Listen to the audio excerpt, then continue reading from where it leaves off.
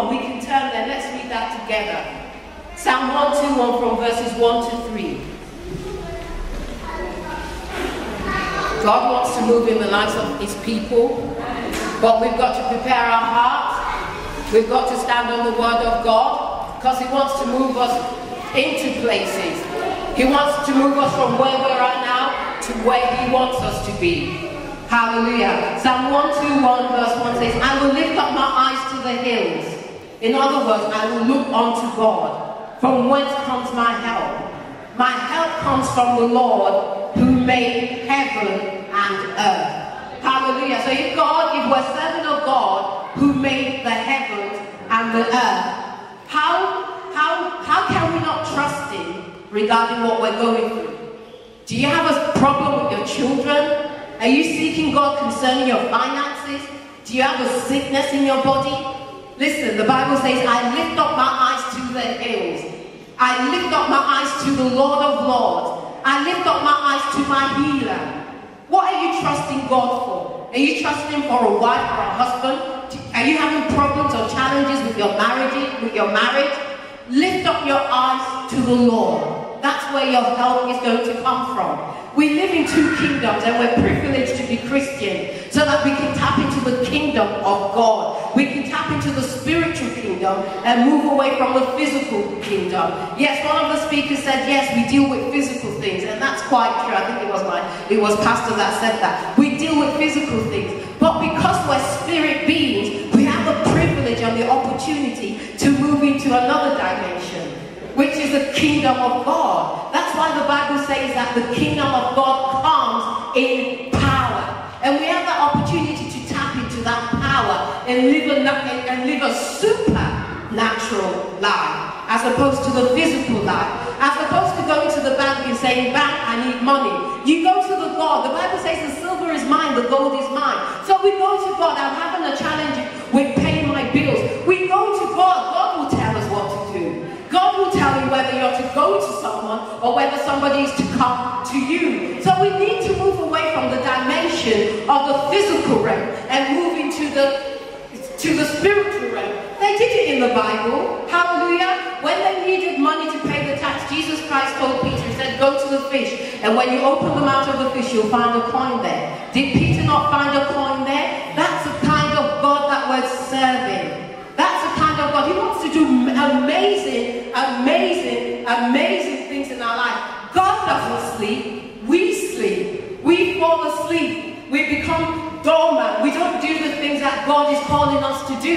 Amen. So the Bible says, I lift up my eyes to the hills. From whence comes my help? My help comes from the Lord who made heaven and earth. He will not allow your foot to be moved. If you trust in God, he will not allow your foot to be moved. Hallelujah. He who keeps you will not slumber. What does it mean to slumber? Slumber means that your physical senses are abated or suspended. That's what it means. God doesn't slumber. Sometimes we slumber. We don't do what we're meant to do. We don't trust God. We don't believe in God. We trust in the arm of flesh rather than the arm of God. Hallelujah. He said, my ears are not too dull to hear. My arms are not too short to save you. So let's cultivate the habit. The only way we can be what God wants us to be in totality is to trust God 110%. To trust God 110%. So he who keeps you will not slumber. Behold, who keeps Israel shall neither slumber nor sleep. Amen. And we know that God cannot sleep, because the Bible tells us in John 4:24 that God is spirit. And we know that because God is spirit, he deals in the spiritual realm more than he deals in the physical realm. Yes, the spiritual realm will manifest the physical, but we need to tap into the spiritual to benefit, to reap the fruits of the spiritual in the physical realm. I'm sorry, I'm moving very fast because I only have 20 minutes. And we also know that God doesn't sleep, because Hebrews chapter 1 verse 3 says that God is holding up the world by the word of his power. Now if God is holding up the world by the word of his power, how can he sleep? We know that God is there for us, whether we're going through the fire, whether we're going through the rivers, whether we're going through the storms, whatever we may be going through, I can tell you, I am a living testimony that God is faithful. All we need to do is look to Him. Lord, it's you and it's you only. See, what we do most of the time is this, when we're going through, we always have a backup plan. That if God doesn't come through for me, I can always go to my brother and borrow some money. I can always go to my sister and she will help me. But God is faithful. If you're trusting God for a wife, trust Him totally. Don't compromise. The Bible says, do not be unequally yoked. Don't compromise. If you're trusting God for a husband, don't compromise. If you say you're a believer, wait for God and He will come true for you. Amen. Because He is faithful.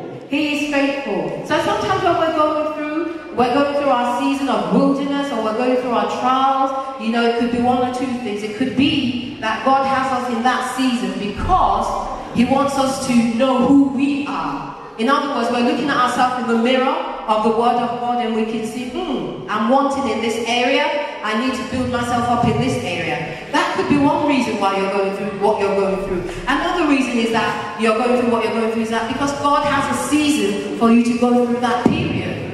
And what you do whilst you're going through that period determines the outcome for you. Let's take the story of Joseph, for instance.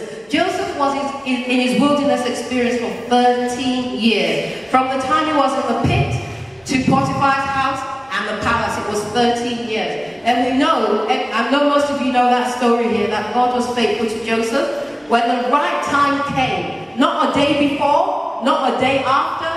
Hallelujah. Joseph found himself where God wanted him to be, as the prime minister, the second in command in Egypt. Amen. So whilst we're in our season or our wilderness or whatever we're going through, we need to believe God. We need to believe the truth, because God is true. Have confidence in God. Draw close to Him. Spend quality time with God. You know, like my sister said, we can get very busy going from one church meeting to another. What's the point in being busy and not being able to apply the word that you've learned in one conference? You've been to 10 conferences and you haven't applied anything that you've learned. What is the point of that? It's like wasting the word of God, and the word of God is seed. So we need to have confidence in God. We need to trust God. We need to put God first in every single thing that we do. Amen. God is faithful. We need to utilize the word of God, because the word of God prevails in authority. The word of God is powerful. Amen. 2 Corinthians 4:13 says this. You see, I believe that many of us are not receiving what we're believing for, because yes, we're believing God, but we're not taking the next step. And it's not just enough to believe God, we have to take a further step. And we'll see what that next step is in 2 Corinthians 4:13. And it says, since we have, okay, you can turn into it, you can turn to it. 2 Corinthians 4:13. And since we have the same spirit of faith, according to what is written, I believed, and therefore I spoke. We also believe, and therefore we speak. Amen. So what do we need to do? We have faith that we're going to get married. That's an example. Say, for instance, you're believing God for a husband. Yes, God's told you in His word that it's not good for man to live alone. It's not good for man to be alone. So what do? Lord, I thank you for my husband, because you said it's not good for man to be alone. So you use the word of God and you speak it. So you have faith. We believe, we receive, and therefore we speak it. So your faith, you have to activate your faith. Some things you have to step out and do, but some things you speak.